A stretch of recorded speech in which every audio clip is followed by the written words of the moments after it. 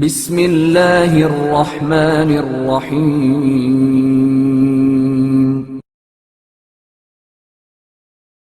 علامہ تبریسی اور کفن چور۔ امین الاسلام علامہ تبریسی قدس سرہ کو سکتہ ہو گیا تھا۔ ان کے رشتہ دار یہ سمجھے کہ علامہ اس دنیا میں نہیں رہے، تو ان کو غسل و کفن دے کر نماز جنازہ پڑھنے کے بعد سپرد لحد کر دیا گیا۔ علامہ تبریسی کو جب ہوش آیا تو انہوں نے اپنے آپ کو قبر میں پایا۔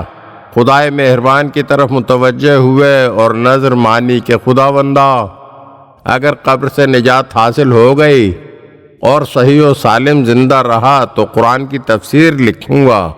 اتفاقاً اس قبرستان میں ایک کفن چور تھا جس نے علامہ کی قبر کو کھود کر کفن چرا لینے کا منصوبہ بنایا۔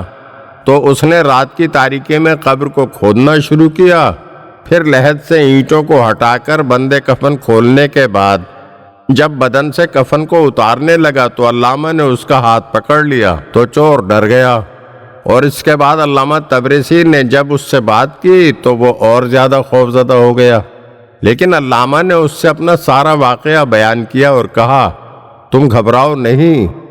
اس کے بعد کفن چور نے ہی علامہ تبریسی کو اپنے کاندھوں پر اٹھا کر گھر پہنچایا۔ علامہ نے کفن چور کو اپنا کفن دیا اور کافی مال بھی اس کو عطا کیا۔ وہ اپنے اس پیشے سے شرمندہ ہوا اور اس نے علامہ کے سامنے ہی توبہ و استغفار کیا۔ پھر صحت بحال ہونے کے بعد علامہ تبریسی نے اپنی نظر کو پورا کیا اور قرآن کی ایک گراں قدر تفسیر بنام مجمع البیان تحریر کی۔ اگر آپ ہمارے چینل کی نئی ویڈیوز دیکھنا چاہتے ہیں تو ہمارے چینل کو سبسکرائب کریں اور گھنٹی کے بٹن کو دبائیے تاکہ ہر آنے والی ویڈیو آپ کو جلد موصول ہو سکے۔ اور ہاں، لائک اور شیئر ضرور کیجیے اور اپنے قیمتی کمنٹ سے ہمیں آگاہ کیجیے۔ شکریہ۔